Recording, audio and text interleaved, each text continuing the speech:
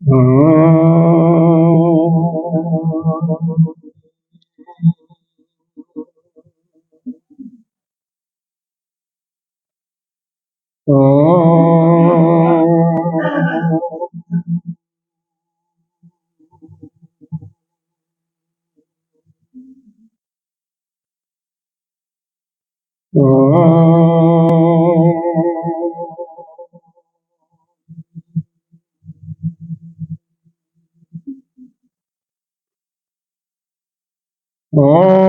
वार्ताय प्रतिबोधितां भगवता नारायणेन स्वयं व्यासेन ग्रथितां पुराणमुनिना मध्ये महाभारतम् अद्वैतायमृतवर्षिणी भगवती अष्टादशाध्यायिनी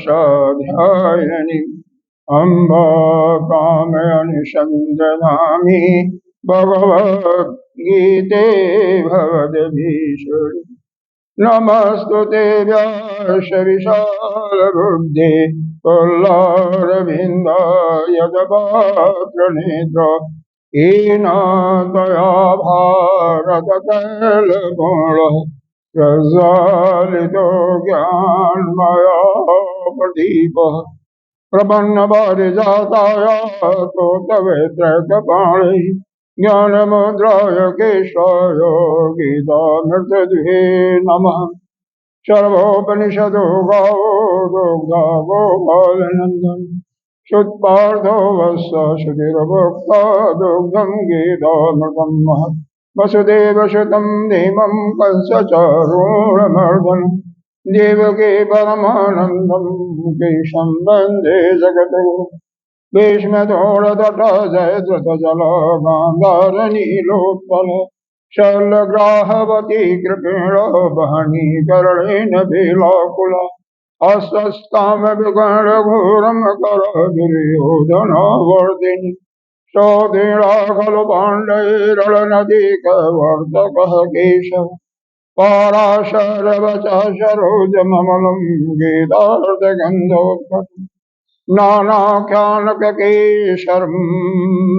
हरिकथासम्बोधनो बोधि लोके सज्जनषट्पदैरारः पीयमानं मुदा भूयात् भारतपङ्कजं कलिमलो वर्धन्सि न श्रीयसि मोहं करोति वाचालं मङ्गलं हयति यत्कृपादमहं वन्दे परमानन्दमाधवम् यं ब्रह्मा वरुणेन्द्ररुद्रमरुतः अस्तु वन्द्यदेवै अस्मै वेदै साङ्गपदक्रमोपनिषदै गायन्ति यमसामः ज्ञानावस्थितविगतेन मनसा पश्यन्ति यमयोगिनः शान्तं न विदुषुरसुरगण देवाय तस्मै नमः।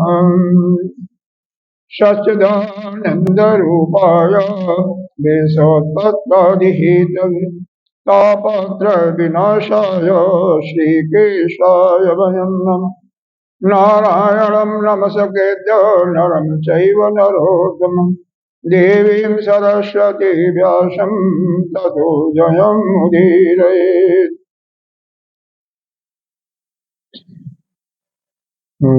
खण्डमण्डलाकारं व्याप्तं येन चराचरं पदपदं दर्शितं येन तस्मै श्रीगुरवे नमः। अज्ञानतिमिरान्धस्य ज्ञानाञ्जनशलाकया चक्षुरुन्मीलितं येन तस्मै श्रीगुरवे नमः। गुरुर्ब्रह्मा गुरुर्विष्णु गुरुर्देवो महेश्वर गुरुः साक्षात् परं ब्रह्म तस्मै श्रीगुरवे नमः। त्वमेव माता च पिता त्वमेव त्वमेव बन्धो च सखा त्वमेव त्वमेव विद्या द्रविणं त्वमेव सर्वं मम देव देव। गजाननं भूतगणाधिसेवितम् अभेदजम्बोफलचारुभक्ष उमासुतं शोकविनाशकारकम् नमामि विघ्नेश्वरपादपङ्कजम्। अनंत कोटि नायक श्री 1008 पंचायती महानिर्वाणी अखाड़ा के अग्रणी श्रोती ब्रह्मनिष्ठ महामंडलेश्वर एवं उत्तर प्रदेश संत समाज के अध्यक्ष श्री गुरुदेव भगवान के चरणों में कोटि कोटि नमन। राजगुरु इस आश्रम के पीठाधीश्वर एवं श्री 1008 पंचायती महानिर्वाणी अखाड़ा के आचार्य श्री ब्रह्मनिष्ठ स्वामी श्री विश्वकानंद भारती जी के चरणों में कोटि कोटि वंदन। यहाँ पर मंदिर में जो प्रतिष्ठित पंचदेव हैं सभी को बारंबार नमन। मातृशक्ति भक्तजन सभी के अंतःकरण में विराजमान आत्मस्वरूप उस परमात्मा को नमन। आइए छठा श्लोक से आगे पढ़ते हैं। संन्यासस्तु महाबाहो दुखम आप्तुम अयोगतः योगयुक्तो मुनिर्ब्रह्म न चिरेणाधिगच्छति योगयुक्तो विशुद्धात्मा विजितात्मा यतीन्द्रियः सर्वभूतात्मभूतात्मा कुर्वन्नपि न लिप्यते। यहाँ पर छठे अध्याय तक कल 7वां भी हुआ था, छठा तक हुआ था, कल छठा तक हुआ था, छठा तक हुआ था मेरे ख्याल से। हुआ होगा तो कोई बात नहीं, 7वां दोहरा देते। योग युक्तो, योग युक्तो का अर्थ क्या होता है? एक एक शब्द का जब स्पष्ट रूप से आपको अर्थ समझ में आ जाएगा तो उसके बाद पूरा का व्याख्यान करना बहुत आसान होगा। योग युक्तों का मतलब जिसका अंतःकरण शुद्ध, मतलब अंतःकरण में न तो राग है, द्वेष है, काम, क्रोध, लोभ कुछ भी नहीं, जिसका अंतःकरण बिल्कुल शुद्ध हो गया। विशुद्धात्मा नहीं, थोड़ा सा यहाँ पर ये विशुद्धात्मा का अर्थ हमने बताया जिसका अंतःकरण शुद्ध हो गया है। योग युक्तों का अर्थ हमने कल शायद बताया था, वो होता है कि वैदिकेन कर्म योगेन ईश्वर समर्पित रूपेण फल निरपेक्षेण युक्त। जो वैदिक यानी वेदों के अनुसार जो शास्त्रीय कर्म करते हुए बिना किसी अपेक्षा के, यानी बिना किसी फल की इच्छा के जो करके अपने योग में समर्पित हो गया। योग में जब वो हो जाता है, ईश्वर समर्पित रूप से जब कार्य करता है, कौन सा कार्य? वैदिक, यानी वेद में जो यज्ञ, अग्निहोत्र, तप, दान इत्यादि जो कर्म बताए गए हैं उनको करता हुआ बुद्धि क्या होगी? ईश्वर अर्पण बुद्धि, यानी अपना जो उसका अंतःकरण है उस परमात्मा में समर्पित होगा। और कर्म करने का विधान वही होगा जो शास्त्र में बताया गया। इस प्रकार से जो करता है उसका अंतःकरण बिल्कुल शुद्ध हो जाता है, तो वही हो जाता है विशुद्धात्मा। विशुद्धात्मा का मतलब वह अंतःकरण शुद्ध हो गया। योग युक्त जो कर्म करता है कर्मयोगी है, लेकिन कैसे कर्म करता है? जो शास्त्र में विधि के अनुसार बताया गया है। क्या बताया गया है? यज्ञ, अग्निहोत्र, आपको ये भी बताया गया 12 प्रकार के यज्ञ का भी हमने बताया था। उसमें केवल द्रव्य यज्ञ ही नहीं आता है, आप श्रवण मनन कर रहे हैं ये भी एक यज्ञ है, प्रणाम कर रहे हैं वो भी एक यज्ञ है, आप स्वाध्याय कर रहे हैं वो भी एक यज्ञ है। तो किसी प्रकार का कोई भी यज्ञ कर रहे हैं। और अग्निहोत्र मतलब अब तो परंपरा धीरे धीरे समाप्त हो गई है, लेकिन अभी भी आज समाज में है कि वह नित्य प्रति सुबह शाम 7 आहुति अग्नि को देते ही देते हैं। और सिंपली एक कंडा जो रसोई में जला हुआ नहीं जला करके बस उसमें ज्यादा उसका वो नहीं करते हैं विधि विधान, सिंपली 7 अग्नि और 7 आहुति दे देते गुड़ का या काला तेल गुड़ का, बस ज्यादा वो नहीं करते। तो वह नित्य कर्म है, इसलिए इसमें बहुत ज्यादा वो नहीं किया जाता। उसके बाद विजित देहो एक शब्द आया है, विजित आत्मा। विजित आत्मा, यहाँ पर आत्मा शब्द का अर्थ जो है शरीर से लिया गया है। विजित आत्मा, आत्मा का अधिक इसीलिए बताया है, अपने आप ये समझ में नहीं आ सकता। आत्मा वास्तव में उसका जो स्वाभाविक अर्थ हम लेते हैं हमारे अंतःकरण में, वो जो परब्रह्म विराजमान है, निराकार निर्गुण निराकार नित्य शुद्ध मुक्त, वही है। लेकिन आत्मा शब्द का अर्थ यहाँ पर कई जगह हम जीवात्मा से भी प्रदर्शित करते हैं, जीवात्मा को प्रकरण के अनुसार जैसा संदर्भ होता है। और यहाँ पर विजित आत्मा यहाँ पर शरीर से है। तो जो अपने शरीर पर भी काबू पा लिया है, शरीर पर भी विजय प्राप्त कर लिया है, यानी किसी भी अवस्था में वह घंटों बैठने में सक्षम है। यानी आप श्रवण कर रहे हो, कहीं हाथ पीछे गया, वैसे हमारा भी जाता है, ऐसी बातें नहीं है। एक छोटी सी घटना का उदाहरण देते हैं। महात्मा बुद्ध एक समय अपने शिष्यों के साथ जा रहे थे। तो आप सबको मालूम है कि जब मच्छर या कोई भी चीज काटता है कहीं पर, तो हाथ हमारा तुरंत वहां चला जाता है। यह सभी आप लोगों ने अनुभव किया होगा, किया है कि नहीं है? अभी कहीं भी काटे हाथ जाएगा, मच्छर मर भी जाएगा। तो उन्होंने भी वैसा ही किया जैसा सभी लोग करते हैं। फिर 5 मिनट के बाद उन्होंने फिर अपने हाथ को वैसे ही किया, पीछे से शीशे थे वो देख रहे थे। तो पूछे, गुरुवर हम आपसे एक प्रश्न पूछना चाहते हैं कि पहले तो आपने हाथ पीछे किया तो वहां पर मच्छर था, उसको आपने मारा, ठीक है, मर गया। लेकिन दोबारा जब हाथ किया तो उसका क्या उद्देश्य था? उन्होंने कहा, ऐसा है बच्चों, पहले जो मैंने किया था वो अपने होश में मैं नहीं था, वो तो स्वाभाविक प्रक्रिया थी। और जब दोबारा किया तो पूरे होश आवाज के साथ किया कि मेरा हाथ पीछे कैसे था। तो इसका मतलब ये हुआ कि जो अपने शरीर पर भी पूर्ण रूप से विजय प्राप्त कर, मतलब हाथ जब वो कहे तभी चले, पैर जब वो कहे तभी चले, इतना जिसके अंदर। नहीं तो पैर बैठे रहते हैं, कई महात्माओं को देखा होगा कि पूरे 24 घंटे 48 घंटे बैठे रहते हैं, कोई फर्क नहीं पड़ता। क्यों?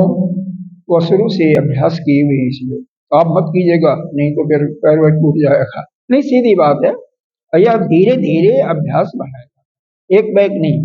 हाँ, लेकिन इतना जरूर होना चाहिए, कम से कम घंटा 2 घंटा तो बैठ सकें, इतना होना चाहिए। लेकिन अब जिनके घुटने में कोई प्रॉब्लम हो, कमर में हो, तो उनको उसी हिसाब से जबरदस्ती कोई कार्य करने से नहीं होता। तो यह विशुद्ध आत्मा का मतलब जिसका अंतःकरण शुद्ध हो गया। विजित आत्मा, शरीर पूरे शरीर पर विजय प्राप्त कर लिया है। शरीर का कोई भी अंग तभी कहीं बोलेगा जब वह चाहेगा। जितेंद्रिय, सभी इंद्रियां, 10 इंद्रियां उसके काबू में है। 10 क्या, मन भी काबू में, 11 इंद्रियां लगा लीजिए मन को लेकर। कोई भी इंद्रिय अपने आप नहीं, जो सुनना चाहेगा वही सुने, जो देखना चाहे वही देखे। अजोग दुखों का अर्थ बताई दिया। तो ऐसा कर्म जोगी जो कि ईश्वर अर्पण बुद्धि से शास्त्र के अनुसार नित्य कर्म कर रहा है और उन्हीं को समर्पित करके, और उसका अंतःकरण भी शुद्ध हो गया है, अपना शरीर पर भी विजय प्राप्त कर लिया और इंद्रियों पर भी। और क्या है? सर्वभूतात्म भूतात्मा, बहुत सुंदर दिया। सर्वभूत, सर्वभूत कहां से हैं? सर्वभूत आत्मभूत आत्मा। जितने भी जीव हैं ब्रह्मा से लेकर के चींटी पर्यंत, सभी भूत माने कोई जीव, सर्वभूत सभी प्राणी क्या है? भूत आत्मा, अपनी ही आत्मा के समक्ष देख रहा, सभी के अंदर अपनी आत्मा को ही जो देख रहा, मतलब सभी भूतों का वह आत्म स्वरूप हो गया है। ऐसा यथार्थ ज्ञानी जो है वह कभी भी शरीर से जो कर्म होते हैं उसमें लिपायमान नहीं होता। यानी उस योगी को के द्वारा चाहे पाप कर्म हो या पुण्य कर्म हो उसको प्रभावित नहीं करती। समझ में आ रहा है? देखो यह कोई बहुत मुश्किल नहीं है, बहुत मुश्किल नहीं है। क्या है? पहला चीज बताया है योग युग को, यह 7वां श्लोक बहुत ही महत्वपूर्ण है। जो अपना शास्त्र में लिखा हुआ उसके अनुसार हम कर्म कर रहे हैं। ठीक है? कैसे? हमारी बुद्धि जो है ईश्वर को समर्पित है, जिसको भी मानते हो। वहां पर ऐसा नहीं है कि आप शिव जी को ही मानो या विष्णु को ही मानो या गणेश को मानो, ऐसा नहीं। किस जो आपके आराध्य उनको समर्पित कर दिया। ठीक है? शरीर में भी, शरीर पर आपका विजय है, मतलब शरीर अपने अनुसार हिलडुल न, और आपकी इंद्रियां भी, उन पर भी आपका विजय। साथ ही साथ जितने भी जीव हैं सभी के अंदर अपने आत्मा के समान ही शक्ति। तो ऐसा जो होता है कुर्वन्न न लिप्यते, वो कभी भी लिपायमान नहीं होता कर्मों के द्वारा। यानी कर्म उसको प्रभावित नहीं करते। शरीर से कर्म हो रहा है, मन से भी हो रहा है, बुद्धि से हो रहा है, लेकिन उस पर कोई उसके पाप चाहे अच्छे कार्य हो या बुरे कार्य हो उसको प्रभावित नहीं करते हैं। और वह कर्मों में जो नहीं बधेगा इसका मतलब अगला जन्म नहीं होगा। सीधी सी बात है। यह समझ में आ गया? यह आ गया हो तो यह काम तो आसानी से हर कोई कर सकता है, इसमें कोई मुश्किल नहीं। अरे नहीं, कुछ तो नित्य प्रति पूजन तो आप भगवान का करते ही हो, कहीं भी करते हो, घर पर करते हो, यहाँ पर करते हो, कोई जरूरी नहीं, कहीं भी करते हो ना।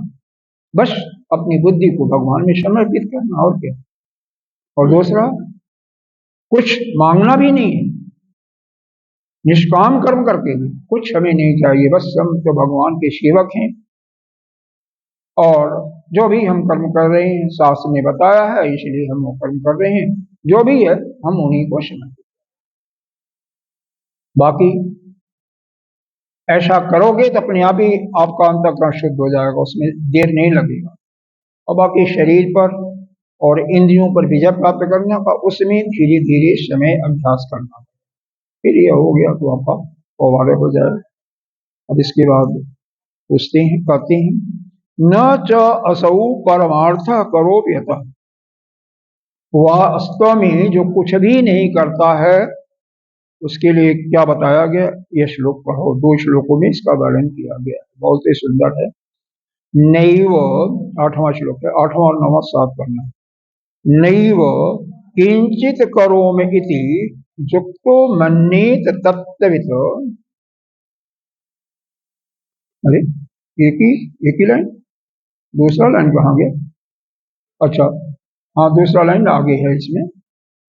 पश्यन श्रवण स्पर्श जिघ्रन अश्नन गच्छन स्वपन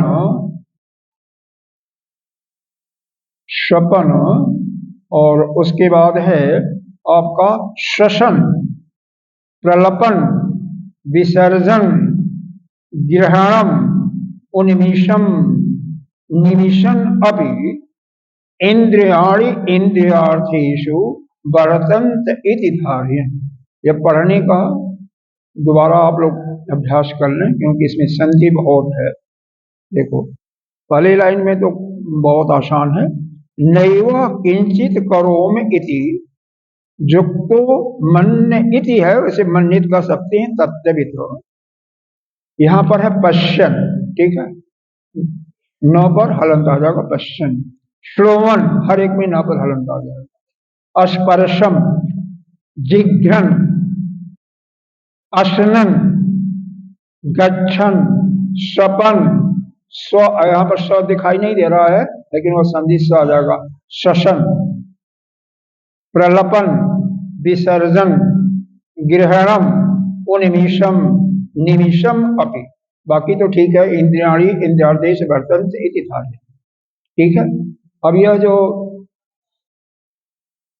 ये जो इनका अर्थ पढ़ लो पहले, फिर समझा दूं, फिर इसके बाद आगे पूरी का।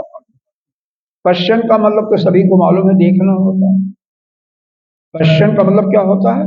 किसी चीज को देख रहे हैं इंद्रियों से, ठीक है। श्रवण, कानों से सुन रहे हैं। एक्चुअली यहाँ पर क्या बताया कि जो जस इंद्रियों के जो विषय है ना, वही बताया गया। श्रवण कहाँ से सुनते हैं? कानों से सुनते हैं सबको। स्पर्शन कहाँ से करते हैं? स्पर्श करते हैं ना, त्वचा से। वायु का स्पर्श हो रहा है तो स्पर्श हो रहा है। जिघ्रन, घ्राण इंद्री से श्वास आ जा रही है ना, उसको जिघ्रन कहते हैं। फिर अश्नन, अश्नन का मतलब भोजन जो करते हैं रसेंद्री से। देखो क्रमशः है, हर एक इंद्रिय का विषय। अगर आप यहां से लें तो यह क्या है? नेत्र है। नेत्र क्या करती है? रूप को देखती है, तो यहां से क्या है? पश्चिम। कान क्या करता है? शब्द को सुनता है, तो इसलिए यहां पर आया श्रवण, श्रवण करना। त्वचा स्पर्श करती तो स्पर्शन आ गया। जिघ्रन यहां से सूंघता है, घ्राण इंद्री, ये भी इंद्री है ना, ज्ञान इंद्री है। अश्नन, रसनेन्द्री क्या है? भोजन को चखती है, तो इसलिए अश्नन आ गया। गच्छन, अब आ जाइए कर्मेंद्री पर। गच्छन क्या करता है? जाता है, पैर जाता है। इसके बाद आ गया स्वपन, सोता हुआ, सोता हुआ। श्वसन, सांस लेता हुआ। प्रलपन, कुछ लोग होते हैं, प्रलपन का अर्थ थोड़ा सा आपको देखना चाहिए। प्रलपन का अर्थ, हालांकि यहाँ पर भाष्य में कोई खास नहीं बताया, कुछ भी नहीं बताया, लेकिन प्रलपन का मतलब जैसे एक पागल है। पागल को कभी देखा होगा? नहीं देखा? अरे भाई, जिसका मन और बुद्धि उसके कंट्रोल में नहीं है। कई होते हैं अपने पूर्व जन्म के कर्मों के फलस्वरूप, वह अपने, न तो उनका मन पर कोई काबू है और न तो बुद्धि पर है। जो आता है, कोई है भी नहीं तो भी बोलते रहते हैं, गाली देते रहते हैं इत्यादि। कभी देखा होगा कि एक, आपने नहीं देखा होगा, मैंने सुना है, देखा तो नहीं है। एक पागल था, नदी के किनारे, एक किनारे पर बैठ करके, खड़ा होकर के दूसरे किनारे पर जो लोग आ जा रहे हैं उनको गाली देता, सैकड़ों गालियां दे रहा, कोई मतलब नहीं उसका, वो अपने होश हवास में नहीं है। ऐसा देखा होगा कि जो कई बार जो शराब वगैरह पी लेते हैं या भांग पी लेते हैं, होश हवास खो देते हैं, वो भी जो मर्जी आता बकते हैं। तो यहाँ पर एक ज्ञानी के लिए आ रहा है, ज्ञानी बात कर रहा है, लेकिन वो कुछ मतलब नहीं है, तो प्रलपन, प्रलाप कर रहा है, यानी बाड़ी बाणी इंद्री से बोल रहा है। विसर्जन, विसर्जन का मतलब क्या होता है? जो मल मूत्र का त्याग करते हैं वो विसर्जन है। ग्रहण, हाथ से जो भी सामान हम लेते देते हैं ग्रहण करते हैं। उन्मिषम, आंख की पलकें खुलती हैं। निमिषम, आंख की पलकें बंद हैं।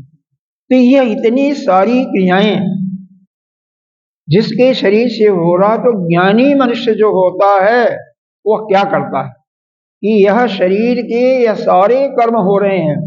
नेत्र देख रहा है, कान से शब्द सुनाई दे रहा है, स्पर्श भी त्वचा पर हो रहा है, श्वास भी, अरे गंध भी का स्वाद ले रहा है, भोजन का भी रस ले रहा है, जा भी रहा है पैरों से, स्वपन सो भी रहा है, श्वास भी आ जा रही है, प्रलाप भी कर रहा है, मल मूत्र का त्याग भी कर रहा है, पसीना भी आ जाता है, कफ भी आ जाता है, ग्रहण लेन देन भी कर रहा है, उसकी पलकें खुल भी रही हैं, बंद भी हो रही हैं, लेकिन वह क्या सोचता है?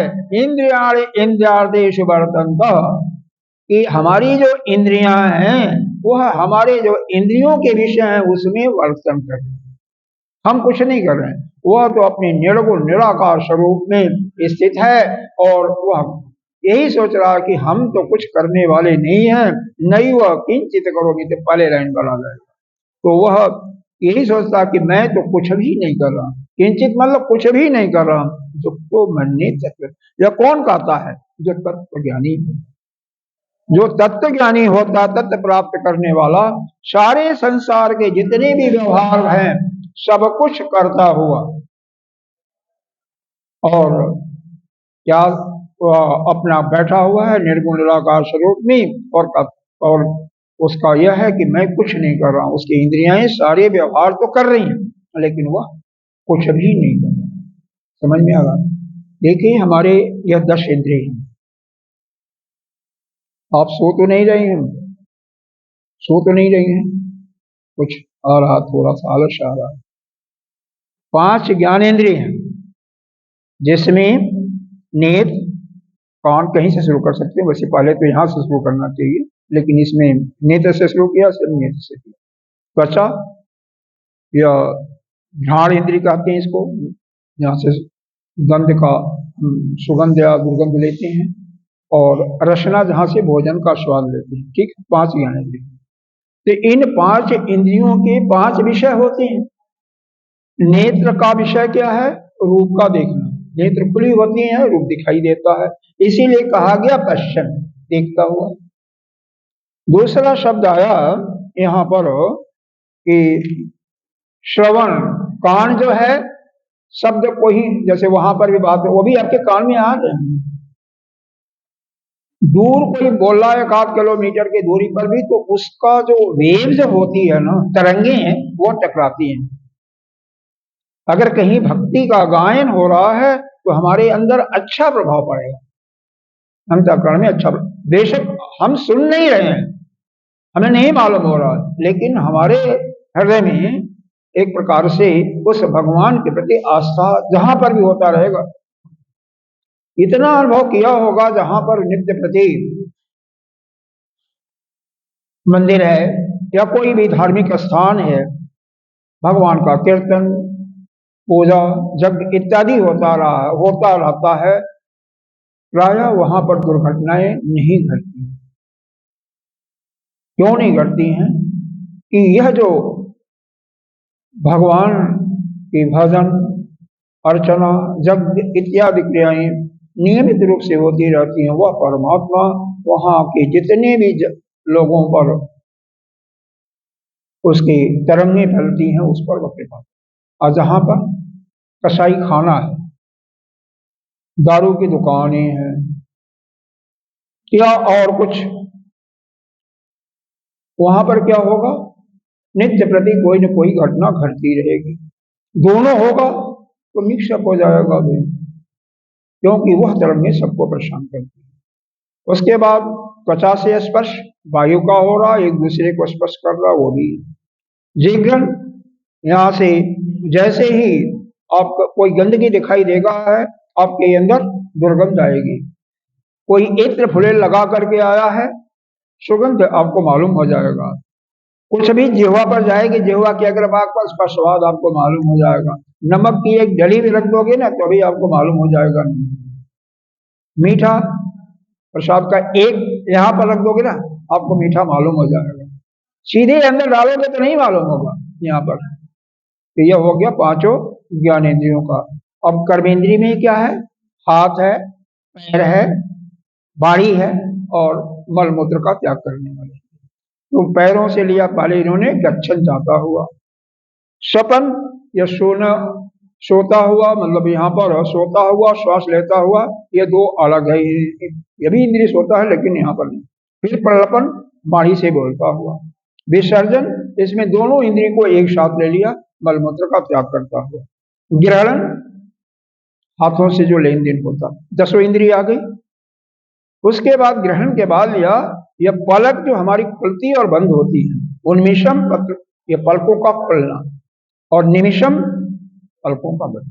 इस प्रकार से जितनी भी क्रियाएं तत्ववेत्ता के शरीर से, इंद्रिय से हो रही हैं, वह क्या सोचता है कि हमारी इंद्रियां अपने अपने विषयों में बरत रही हैं और मैं तो शांत स्वरूप बैठा हुआ, मैं तो कुछ भी नहीं कर रहा। जैसे इसके पहले एक बताया गया था, जो कर्म में अकर्म देखता है, यह वास्तव में वही कर्म तो हो रहा है लेकिन वही देख रहा कि मैं तो कुछ नहीं कर रहा। क्योंकि वह शरीर से अपने चित्त को हटा लिया है। शरीर या शरीर के जो भी अवयव हैं वह अपने आप को उससे दूर कर लिया है। वह तो अपने स्वरूप में रमण कर रहा है। यह भी कोई मुश्किल काम नहीं है। आपके शरीर से मन से जो कार्य हो रहा होने दो, लेकिन आप अपने नित्य शुद्ध बद्ध मुक्त स्वरूप में रहिए और जो कुछ हो रहा है शरीर से भूख लगता है तो इसको दीजिए, क्योंकि प्राण अनवरत चलते रहते हैं। प्राणों को भूख में लगेगा, प्यास में लगेगा, उनको जो कुछ मिलता है वो दीजिए। नींद आती है तो सोइए भी, कहीं आना जाना है वो भी कीजिए, लेकिन आप अपने शुद्ध मुक्त आत्म स्वरूप में रमण करते रहिए। जो यह शरीर कर रहा है, व्यवहार कर रहा है, हो रहा है, मैं कुछ भी नहीं कर, ऐसा भाव लाना। एक श्लोक और पढ़ लेते हैं, फिर थोड़ा सा आपका था भगवान के विषय में थोड़ा सा चर्चा करने के लिए, तो भी मैं करता हूँ।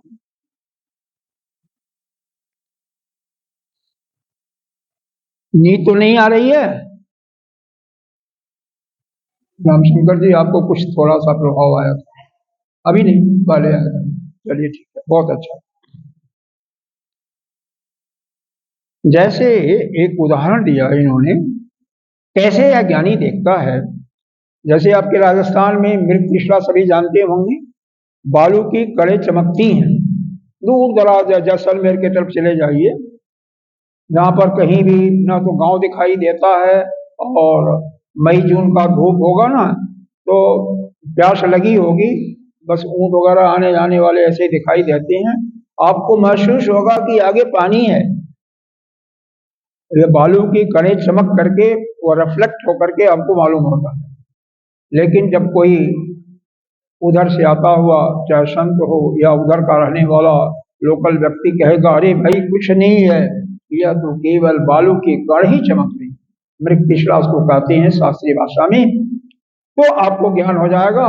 तो आप फिर उधर पानी पीने के लिए तो नहीं बनेंगे, नहीं तो जाएंगे आगे 2-4 किलोमीटर पर, फिर नहीं मिलेगा, फिर आगे मालूम होगा, ऐसे जाते जाते थक भी जाएंगे और पानी भी नहीं मिलेगा। ऐसे करके अब आजकल तो भगवान की बहुत कृपा हो रही है, बीकानेर भी रेगिस्तान में ही आता था।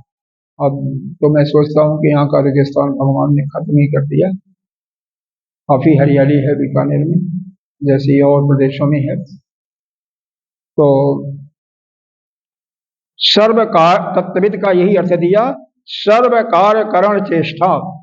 कार्य का मतलब होता है शरीर, और करण का मतलब सारी इंद्रियां। इनसे जो भी चेष्टाएं होती हैं, कर्म होते हैं, उसमें अकर्म को देखना है। तो कर्म में अकर्म को देखना है। कौन देख सकता है? जो सम्यक रूप से तत्व के रूप से भगवान को जानता है, और वह या अपने स्वरूप में स्थित है, वह अपने कर्मों का अपने अंदर अभाव ही देखता है। जैसे मृगतृष्णा के पानी की बूंदें हमें दिखाई देती हैं, लेकिन पानी का जलाशय कहीं नहीं होता है। अब इसके बाद ये बता रहे हैं, ज तो पुनः अतत्वित प्रवृत्त है च कर्म जोगी।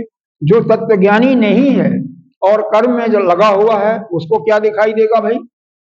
अगर जो ज्ञानी हो गया है, उसको तो सारे कर्म जो शरीर से हो रहे हैं उसमें वो अकर्म दिखेगा। लेकिन जो ज्ञानी नहीं है वह क्या देखेगा? बता रहे हैं, ब्रह्मण्यत आधाय कर्माणि संगम त्यक्त्वा करोति यः लिप्यते न स पापेन पद्म पात्रम अभाम्बसा। कह रहे हैं कि जैसे नौकर अपने मालिक का कार्य करता है, और कई तो नौकर ऐसे होते हैं कि मालिक उसके ऊपर पूरा निर्भर होता है, और जैसे उनके बच्चे या भाई होते हैं, उसी प्रकार से नौकर मालिक का पूरा ध्यान करता है, पूरा ध्यान रखता है। कमी होती है, लेकिन जो होता है बहुत पक्की होती है। ऐसे नौकर जब किसी भी को मिल जाते हैं तो बहुत उसका अपनापन महसूस होता है, और उसका भी ध्यान मालिक भी रखता है। भाई देखो, कभी भी क्या बात है, सभी लोग आज सोने आ रहे हैं, अच्छा जाप कर रहे हैं, जाप दोनों काम एक साथ नहीं होते, इस बात को याद रखो। कई बार मैंने बताया हुआ है, एक साथ मन दो कार्य नहीं कर सकता, दो इंद्रिय के साथ नहीं। अगर आप वाणी से या चित्त से जाप कर रही हैं तो यह सोचिए कि मन उधर का भी काम कर रहा करेगा और कान से के साथ भी लग करके सुनेगा, तो दोनों पूरा पूरा नहीं होता, दोनों आधा होता है, न उसका फल मिलता न इसका फल मिलता। इसलिए एक साथ केवल एक कर्म, आपके पास समय की कमी नहीं, बहुत समय है, थोड़ा सोने में कमी कर दीजिए उनके, बाकी बेकार की बातें जो इधर उधर करते हैं उसको बंद कर दीजिए, बहुत समय है। तो यही यहाँ पर बताया जा रहा है कि जैसे एक नौकर है अपने स्वामी के एक एक बातों का ध्यान रखता है, जैसे ऑफिस में पहुंचेंगे उनके लिए जल चाय जो भी है जैसे उनका क्रिया होगी लाएगा, उसी प्रकार से आप कोई भी साधक या अज्ञानी के लिए बता रहे हैं, जिसको ज्ञान प्राप्त हो गया उसके लिए तो पहले वाला हो गया, जिसको ज्ञान नहीं हुआ क्या करें। अरे कर रहे हैं, जैसे एक नौकर अपने मालिक की सेवा करता है ना, सब कुछ समर्पित कर, उसी प्रकार से अगर ज्ञानी भी है तो भगवान को सब कुछ समर्पित कर दे, अपने एक एक कर्मों को भगवान को समर्पित करके जैसे एक नौकर कर देता है, वैसे ही समझे कि मैं उस परमात्मा का नौकर हूं, और इस भाव से जो भी शरीर से मन से कर्म हो रहे हैं सब भगवान को ही अर्पण कर दे, यहाँ तक कि मोक्ष प्राप्त करने की आसक्ति भी उन्हीं को समर्पित कर दे। तो ऐसा जो करेगा, यहाँ पर एक शब्द दिया हुआ है निचली लाइन में अंतिम में, पद्म पत्र। पद्म पत्र, पद्म माने कमल होता है, पत्र माने जो पत्ता होता, कमल का पत्ता। एक आया है अवाम्बसा, माने कहते हैं जल को, जैसे कमल के पत्ते पर जल की बूंदें आती हैं तो कमल को प्रभावित नहीं करती है, उसी प्रकार से इस प्रकार से कोई भी अज्ञानी भी है और ईश्वर को समर्पित करते हुए सभी कर्मों को कर रहा है, तो उसको इस संसार के जितने भी उसके शरीर से मन से बुद्धि से होते हैं उसको प्रभावित नहीं करते और वो मुक्त हो जाता है। नहीं समझ में आया होगा।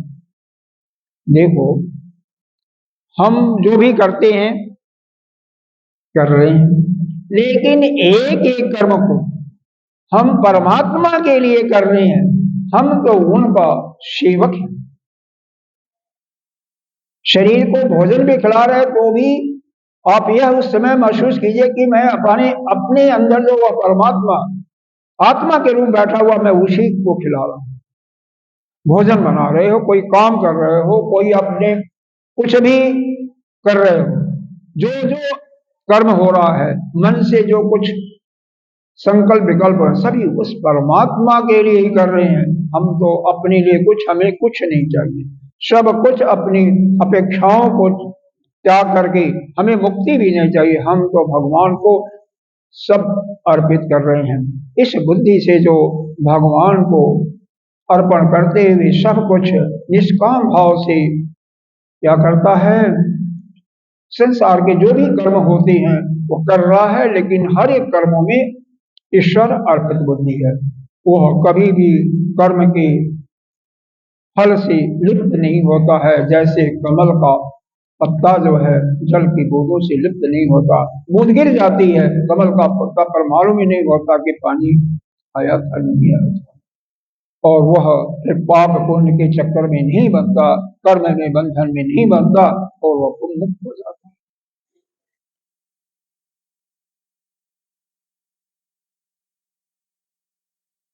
आगे बढ़ें, बोलो, समझ में आ गया हो तो आगे बढ़ें, नहीं तो एक नौकर का इशारा देख लो।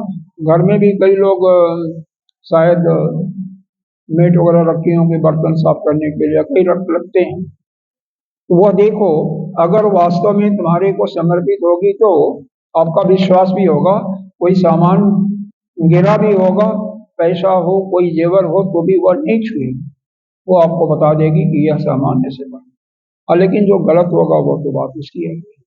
तो वहां पर ऐसे नौकर की बात हो रही, उसकी तुलना दी जा रही है जो सब प्रकार से विशुद्ध आत्मा वाला है, आपको ही समर्पित किया हुआ है, मालिक को समर्पित किया। उसी प्रकार से आप भी भगवान को निष्काम रूप से, कोई इच्छा भी नहीं, कुछ भी नहीं चाहिए हमें, यहाँ तक कि मोक्ष भी नहीं चाहिए, और जो भी शरीर से, मन से, बुद्धि से कर्म हो रहे हैं उन्हीं को समर्पित करके। अब यहाँ से, क्योंकि आपका पहले से इच्छा थी, क्या नाम है आपका, 2 दिन के पहले बताया था, थोड़ा सा भगवान के ऊपर चर्चा किया जाए, क्योंकि इसको बेटा बंद कर दो, अब तो यह काम यहीं पर समाप्त करते हैं।